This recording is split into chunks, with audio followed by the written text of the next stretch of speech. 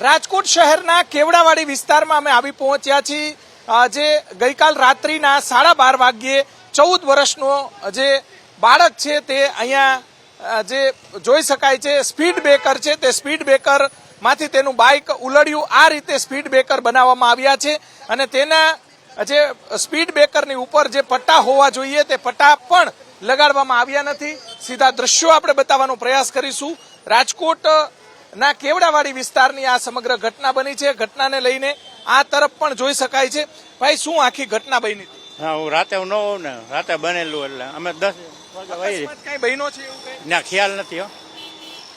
ચોક્કસ દ્રશ્યો આપણે બતાવશું. અહીંયા જે કેવડાવાડી વિસ્તારની અંદર જે અલગ અલગ બે બમ્પ બનાવવામાં આવ્યા છે, આ જે બંને બમ્પ છે તેની ઉપર ખરેખર પટ્ટા, સફેદ પટ્ટા મારવા જોઈએ અથવા પીળા પટ્ટા મારવા જોઈએ અને બમ્પ જે છે તે ગાઈડલાઈન મુજબ અથવા તો નિયમ મુજબ મારવામાં આવ્યા છે કે કેમ તે બાબતે પણ તપાસ શરૂ થવી જોઈએ.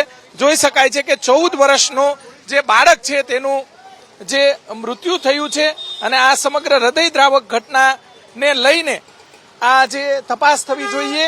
સાથે સાથે બાળક કેટલી સ્પીડમાં હતો તે બાબતે પણ તપાસ થવી જોઈએ.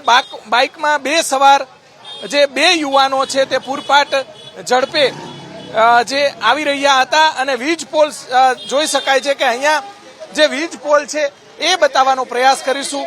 જોઈ શકાય છે કે અહીંયા વીજ પોલ નીચે અથડાયો હતો, ઉપર નહીં નીચે અથડાયો હતો અને અહીંયા પણ જોઈ શકાય છે સમગ્ર ઘટના જે બની હતી. ઘટનાને લઈને મહાનગરપાલિકાના જે અધિકારીઓ દ્વારા અને પોલીસ વિભાગ દ્વારા તપાસ થવી જોઈએ કેમ કે આ હૃદયદ્રાવક જે ઘટના બની છે.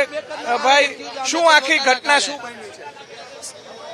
સ્પીડ બ્રેકરના કારણે બનાવ બનેલો છે.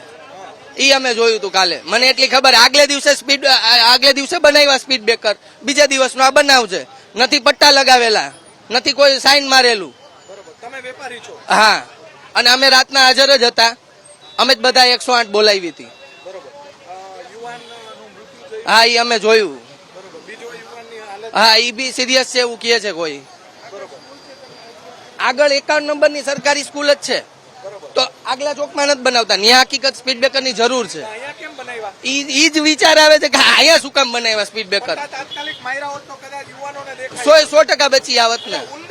હા, ઉલરી ના આવ્યા. વિડીયો ની અંદર દેખાય ને પાછું આ એક નથી. હાલો, ઈ યુવાન ઓવર સ્પીડ હતા કદાચ, બરોબર હે, પણ આજે બીજા બી અમે રાતના જોતા હતા, બીજા બી ઉઠતા હતા ત્યાં, કેમ કે રાતના દેખાતું જ નથી.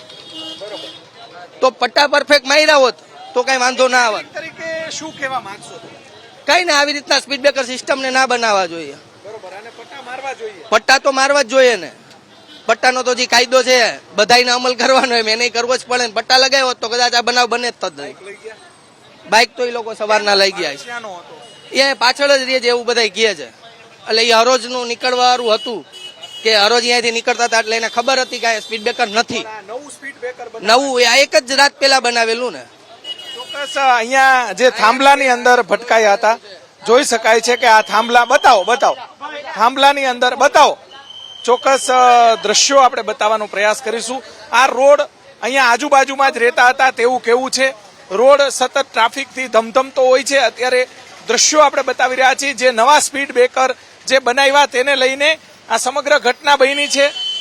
જોઈ શકાય છે કે અત્યારે જે કાકા તમે શું કહેવા માંગશો? આ સ્પીડ બ્રેકર છે એની ઉપર પટ્ટા મારવા જોઈએ, શું કે? પટ્ટા તો મારવા જ જોઈએ, ખાસ જરૂરી છે પટ્ટા. અને જો સ્પીડ બ્રેકર નકામું છે. પહેલી વસ્તુ એ છે સ્પીડ બ્રેકર નકામું, અહીંયા જરૂર જ નથી, ખોટો જ છે, કાંઈ જરૂર જ નહીં. ના, હું ભલે અહીં રહીશ, આ વિસ્તારમાં જ છે, ખોટું ના, એ જ વાત છે. ચોક્કસથી દ્રશ્યો આપણે બતાવશું. વાહન ચાલકો સાથે પણ આપણે વાત કરવાનો પ્રયાસ કર્યો. જોઈ શકાય છે કે જે રીતે યુવાન છે તેનું જે એક આશાસ્પદ યુવાન 14 વર્ષનો જે બાળક છે તેમનું મૃત્યુ થયું છે અને બે સ્પીડ બ્રેકર નવા બનાવ્યા. ત્યાં પટ્ટા ન માર્યા જેના કારણે આછા પટ્ટા દેખાય છે, પરંતુ જો ઘાટા પટ્ટા માર્યા હોત તો કદાચ આ બાળકને રાત્રિના સમયે દેખાયું હોત. પૂરપાટ ઝડપે બંને આવતા હતા અને બંને માંથી એક જે 14 વર્ષીય બાળક છે તેનું આ સમગ્ર ઘટનાને લઈને મૃત્યુ થયું છે. મહાનગરપાલિકાએ ગંભીરતા દાખવી અને આવા સ્પીડ બ્રેકર જો નવા બનાવ્યા હોય તો તાત્કાલિક તેના પર પટ્ટા મારવા જોઈએ કે રાત્રિના સમયે આવા અકસ્માતો ન સર્જાય. કેમેરામેન શુભ આશિયાની સાથે પરાક્રમસિંહ જાડેજા, એબીપી અસ્મિતા, રાજકોટ.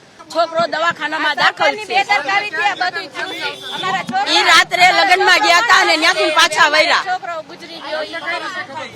અમને તો ફોન આવ્યો ત્યારે ખબર પડી. અમારી માંગણી શું હોય કે આવું અમારી હારે થયું એવું બધા હારે ન થાય. કેમ કે અચાનક જ આવતા હોય ને તો અચાનક કોઈને ખબર ન હોય. કોઈને એવી રીતે તો ખબર ન હોય ને કે સાંજે હોય ને અટાણે ન હોય. એટલે અચાનક જ આવતા હતા, થાંભલામાં ગળી ગયો મારો ભાઈ. એક ભાઈ તો ઓફ થઈ ગયા, એક ભાઈ તો દવાખાનામાં છે. એને હાથ ફ્રેક્ચર, પગ ફ્રેક્ચર, માથામાં ટાંકા ની બધું આવ્યું છે. મારો ભાઈ 20 વર્ષનો છે, એક તો 17 વર્ષનો હતો, ઈ ઓફ થઈ ગયો. એક 20 વર્ષનો છે, ઈ દવાખાનામાં પડ્યો છે. એટલે સરકારને બધા આ જેવી બેદરકારી કરે ને સરકારી ન કરવી જોઈએ. અને અત્યારે જે છોકરો ગુજરી ગયો એના માવતર ઝૂંપડામાં પડ્યા, એને એકનો એક છોકરો જતો, એકનો એક છોકરો એને 5 બેનું છે. અને એના પપ્પાને મગજની બીમારી છે અને એને કઈ ખબર પડતી નથી, ગાંડા જેવા છે. અને એના મમ્મી એક જ છે ને અને માંગીને ખાય છે એની છોકરી.